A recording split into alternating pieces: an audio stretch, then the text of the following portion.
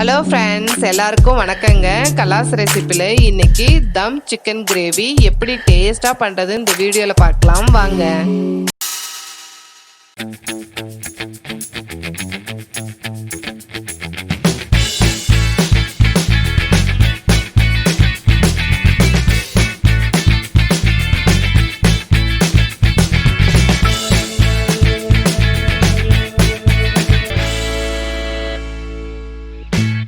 ஒரு medium size துண்டு இஞ்சி கட் பண்ணி வச்சுருக்கோம், 3 பச்சை மிளகாய், க்ளீன் பண்ணி வச்சுருக்க 2.5 முழு பூண்டு. இது எல்லாத்தையும் மிக்ஸி ஜாரில் சேர்த்து பல்ஸ் மோடில் அடித்து எடுத்துக்கோங்க. 200 கிராம் சின்ன வெங்காயம் க்ளீன் பண்ணி எடுத்து வச்சுருக்கோம், அதையும் மிக்ஸி ஜாரில் சேர்த்து பல்ஸ் மோடில் அடித்து எடுத்துக்கோங்க. பூண்டும் வெங்காயம் இந்த மாதிரி திப்பி திப்பியாக இருக்கணுங்க, அப்போ தான் நல்லாயிருக்கும்.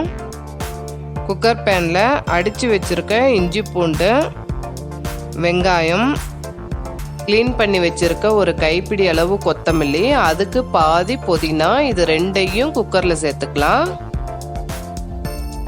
இதுக்கு தேவையான உப்பு, கொஞ்சம் மஞ்சத்தூள், 3/4 டீஸ்பூன் கரம் மசாலா, 1/2 டீஸ்பூன் மிளகாய்த்தூள். ஆல்ரெடி பச்சை மிளகாவும் சேர்த்துருக்கேங்க, பார்த்து சேர்த்துக்கோங்க. 100 ml நல்லெண்ணெய் எடுத்திருக்கேன், இதில் 3/4 உப்பு சேர்த்துக்கலாம்.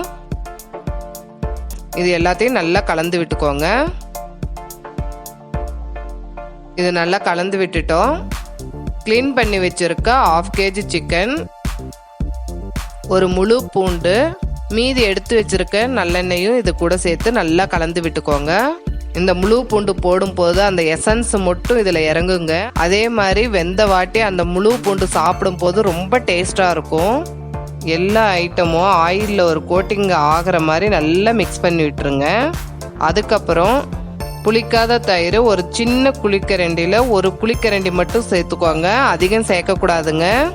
இதையும் நல்லா கலந்து விட்டுக்கலாம். லாஸ்ட்டில் கொஞ்சம் கருவேப்பிலை சேர்த்து குக்கர் மூடி போட்டு லோ ஃப்ளேமில் 10 நிமிஷம் குக் பண்ணிவிடுங்க. லோ ஃப்ளேமில் இருந்தால் தான் வெங்காயம் பூண்டோட எசன்ஸ்லேயே சிக்கன் நல்லா வெந்து டேஸ்ட்டு ரொம்ப நல்லா இருக்குங்க. அதே மாதிரி அடி பிடிக்காது. 10 நிமிஷம் ஆன பிறகு சிக்கனை நல்லா கிளறி விட்டுட்டு தோசை தவை வச்சு அது மேலே குக்கர் பேனை வச்சுருங்க. அப்போ தான் எல்லா சிக்கனும் ஈவனாக வேகும். நான் வீடியோ எடுக்க மறந்துட்டேன். ஸ்டவ் மீடியம் டு ஹை ஃப்ளேமில் இருக்கட்டும். ஸ்டீம் வந்துருச்சு, இப்போ தான் தம்முலேயே குக்காக ஆரம்பிக்குது. 15 நிமிஷம் அப்படியே ஸ்டீம் வரட்டும்.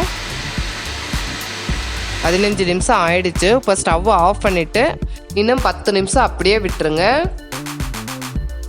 ஸ்டவ் ஆஃப் பண்ணி 10 நிமிஷம் ஆயிடுச்சு. நல்லா தம்முலேயே சிக்கனும் நல்லா வெந்திருக்கும். வாங்க எப்படி இருக்குன்னு பார்க்கலாம். பாருங்க, மேலே எண்ணெய் பிரிஞ்சு சூப்பராக இருக்குது. டேஸ்ட்டும் ரொம்ப நல்லா இருக்குங்க. நம்மளுக்கு ரெடி பண்ணி கலந்து வைக்கிறதுக்கு தான் டைம் ஆகும், அதுக்கப்புறம் வேலை இல்லை. இது 4 பேர் கரெக்டாக இருக்குங்க. இது சப்பாத்தி தோசைக்கு ரொம்ப நல்லா இருக்குங்க. இதை நீங்கள் ட்ரை பண்ணி பார்த்துட்டு உங்களுடைய கமெண்ட்ஸை எனக்கு ஷேர் பண்ணுங்கள். இந்த வீடியோ உங்களுக்கு பிடிச்சிருந்ததுன்னா கலாஸ் ரெசிபிக்கு சப்ஸ்கிரைப் பண்ணுங்கள், பெல் ஐக்கானை கிளிக் பண்ண மறந்துடாதீங்க.